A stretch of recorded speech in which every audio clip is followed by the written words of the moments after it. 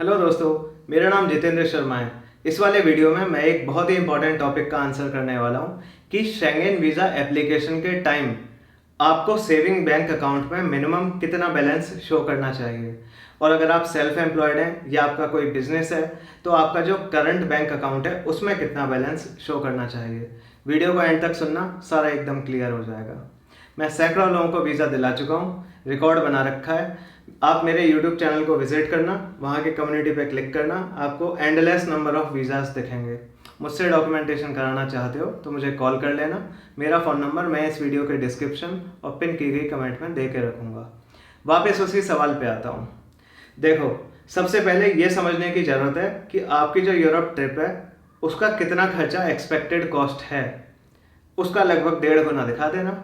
1.5 गुना इसलिए कि कभी मान लो फ्लाइट मिस हो जाए या कोई भी इमरजेंसी एक्सपेंस आ जाए तो आप उसका भी खर्चा उठा सको। तो मैं तो काफ़ी घूमा हूँ यूरोप, मुझे आइडिया है। फाइलें भी मैंने बहुत रेडी करी हैं, लोगों की इतने वीज़ा दिलाए। तो अब आपको बता रहा हूँ कि एक्सपेक्टेड कॉस्ट कितना होता है। मान लो आप सिंगल पर्सन हो, आप जा रहे हो 2 हफ्ते के लिए घूमने, तो मेरे ख्याल से 2.25 लाख में आप अपनी ट्रिप कर सकते हो। तो इसका 1.5 गुना कर दो, लगभग 3.5 लाख, 3.5 लाख। तो अगर आप सिंगल पर्सन हो तो 3.5 लैक्स आप मिनिमम शो करें अपने सेविंग बैंक अकाउंट में। अब आप 2 लोग हो, आप मान लो 2 हफ्ते के लिए घूमने जा रहे हो, तो मिनिमम जो खर्चा आपका आना है वो 4 to 4.5 लैक्स आएगा। हो सकता है 5 लाख भी आ जाए, तो इससे थोड़ा ज़्यादा दिखा दो, 6 लाख रुपए दिखा दो।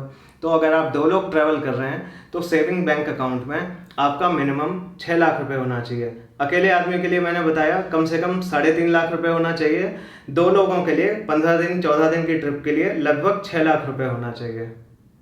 अगर आप 3 लोग हैं तो लगभग 8 लाख होना चाहिए। 4 लोग हैं तो लगभग 10 लाख मिनिमम आपको सेविंग बैंक अकाउंट में शो करना चाहिए। ये करीब 2 हफ्ते की ट्रिप के लिए है। अगर आपकी 7 दिन की ट्रिप है तो अकेले आदमी की लगभग 1.5 लाख रुपए में हो जाएगी ट्रिप आराम से, तो आप 2.5 लाख शो कर सकते हैं। 2 लोगों की ट्रिप मेरे अंदाजे से लगभग 3 लाख में आसानी से हो जाएगी एक हफ्ते की ट्रिप, तो आप 4 लाख शो कर सकते हैं एक हफ्ते की ट्रिप के लिए। अगर आप 3 आदमी हैं तो 5 लाख कर सकते हैं, 4 आदमी हैं तो 6 या 7 लाख शो कर सकते हैं। ये है सेविंग बैंक अकाउंट का।